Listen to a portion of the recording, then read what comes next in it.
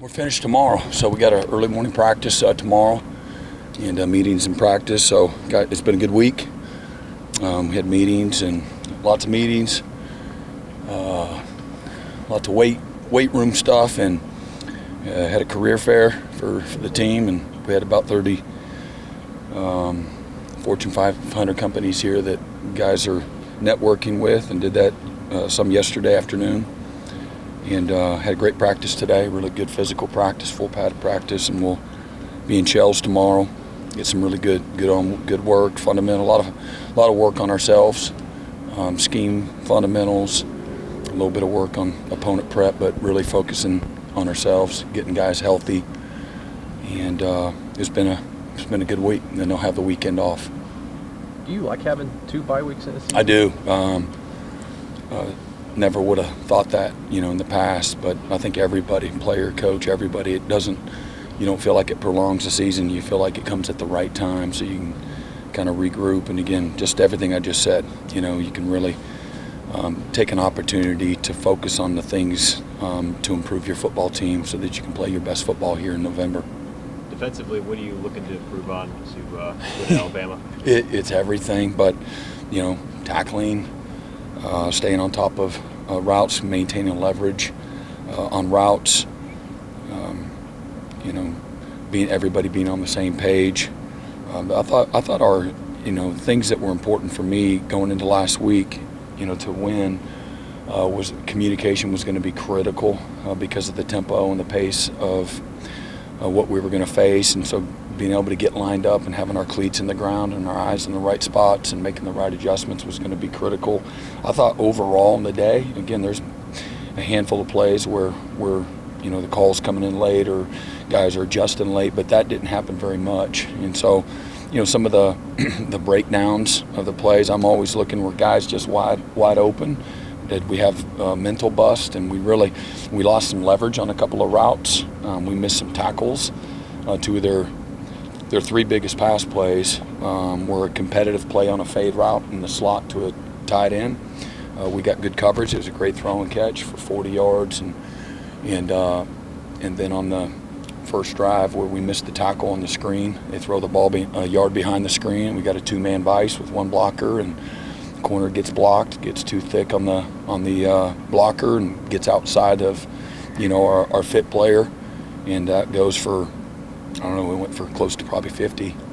And then the 3rd and 8, the first drive at the 3rd quarter, where we got a trap concept, and we got 2 guys viced on the quick speed out, and the corner knocks our safety off, and they run up the sideline for a 54-yard touchdown. So those were their biggest plays, and we had 2 red zone plays where we lost leverage on a post late, and they throw a nice ball, but they sprayed release, and we got to maintain leverage inside out on that in that call, and we lost leverage there. So we worked on that route several times tonight with some different calls, that call too, and then they had a nice little play action pop pass that they threw real nice earlier in the game, and so we worked on those things and who has what and where our help is, and we had guys right there, but we got to be a little better. Brent, so anyway, those are the things that we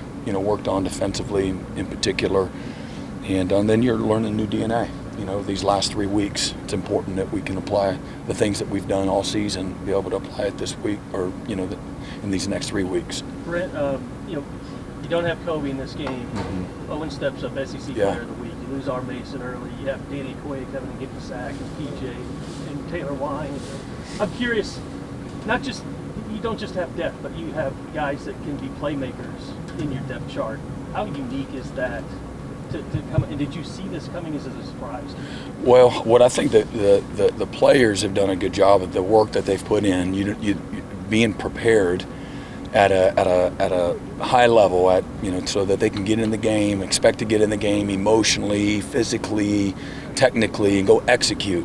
Sometimes if you're not the starter all year, you get your opportunity to get in the game, you're not quite as sharp, you're not as emotionally invested. That can happen.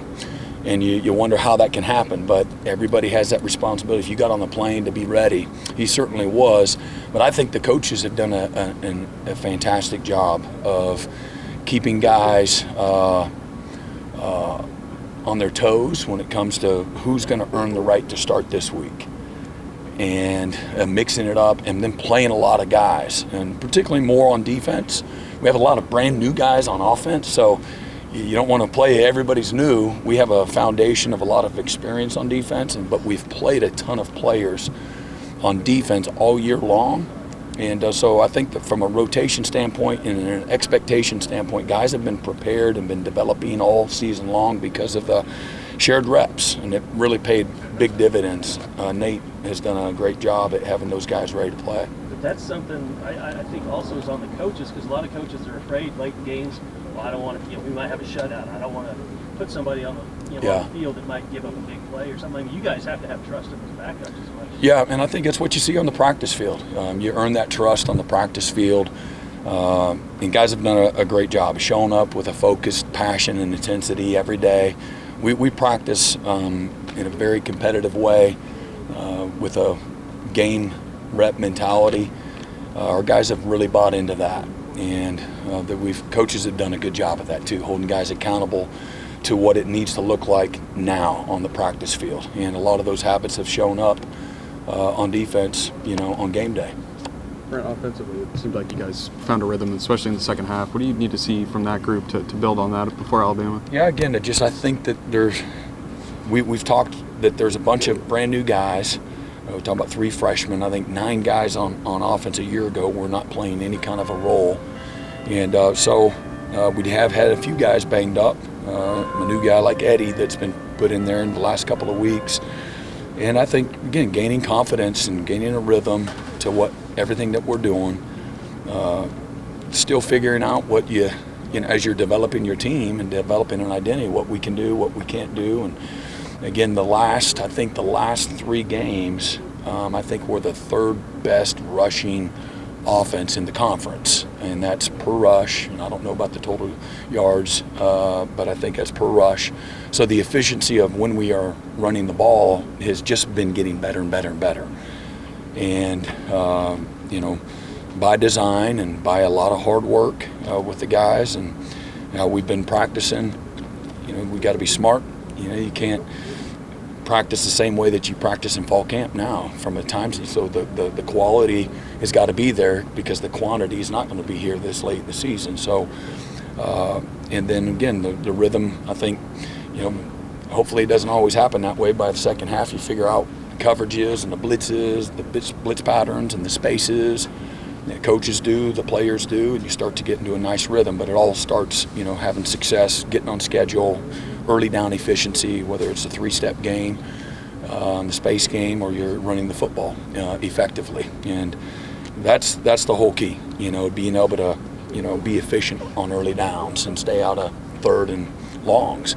And to be honest, again, we really had a great opportunity where it's 1st and 10 inside the 30-yard line, inside maybe the 25-yard line, prior to Xavier's fumble. But we're in a great rhythm. We have a great drive going.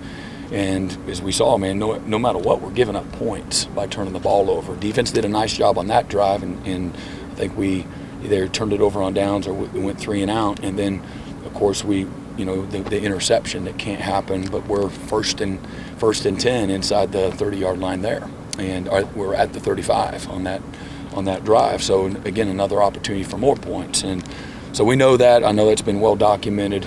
But other than those 2, mistakes, which are huge mistakes, man, they played outstanding on the road in one of the loudest environments. We had a couple of procedural issues, and that can happen. And I had 2 freshmen that it happened with. But other than that, a lot to build on, a lot to get better from, and thankful, for victory. You've mentioned the 3 freshman offensive linemen. What does that say about the job Bill Beatenbow has done this year, getting those guys especially ready? Yeah, no, he's done fantastic. There's you don't want to handicap everybody else around you on offense because they're new guys, and so you put them in there, so they can go and execute what we need them to execute, and at a high level. So physically, mentally, emotionally, communication-wise. There's a lot that goes on. We talk about that's the position on your team that needs the chemistry and the cohesion and time spent together to really play well together. And so everybody plays a part in that. Nobody plays a bigger part than the players and Bill himself, and just been fantastic. And you know, you got some other new guys there too, whether it's Derek or it's Jake as well. Brent, in some ways, guys staying ready. What's been the most impressive part about how Eddie even seized on his last second quarter? Yeah, just I think more than anything, staying emotionally invested, and then when the way you see him out there on the field, that's how he practices. You know, he runs out of the huddle. You know, he sprints the line, and but it's a very infectious thing. The mindset, the attitude, the passion, the energy. That's, to me, it starts there. The best units have that if they have something. And everybody's a little bit different, but I think Eddie has a unique ability to bring out, you know, the best in everybody around him. And until you get in the game and start doing it, it doesn't really kind of get the plane off the ground. And he's done that. But he's stayed ready. He hasn't gotten discouraged and lost his way. You know, go through the halfway through the year, and he's been in some other games, but you know, to your point, just a couple of games ago, all right, here you go. And man, he's jumped at the opportunity. He's been ready for the opportunity, and that's the challenge to other guys. We talk about that all the time. You know, don't grow weary. You know, stay invested and stay ready. And he certainly, you know, has done that. Brent, any thoughts on Oklahoma's placement in the college football playoff rankings? No, none of that stuff matters. I know that it'd be cool for me to have an opinion. I don't have an opinion. I really don't. All we're worried about is the next one, having a great bye week, getting better. The next week's going to be, you know, this enormous challenge and everything that goes with that. So that's where my focus is. I don't control any of the other things, you know, other than what we can do on our end. For a few games there, post-injury, John's production dropped a bit, but I mean, got the job done against Tennessee. Do you feel like he's turning the corner? Yeah, I think he's been efficient. And again, you go through the course of a season, year two of being a full-time starter, new league, new team, in many ways new verbiage, new signals, everything's new teammates. You know, there's an adjustment period for every player that goes, you know, through that. He's been fantastic, not perfect, never expected him to be, but he's a guy that continues to come back. He's got great self-awareness, great work ethic, the humility, allow him to improve and get better at the things that he needs to. And then again, he's as good as the players that are around him. You know, that's a part of it too, always. And I think you've seen a group of players that are growing and maturing. And again, it's never fast enough. You know, it's never good enough for anybody. But I think from a pace standpoint, you know, he's done a great job. And again, just that game, and particularly the second half, he was incredibly efficient and was a huge reason why we were able to, you know, pull a victory out.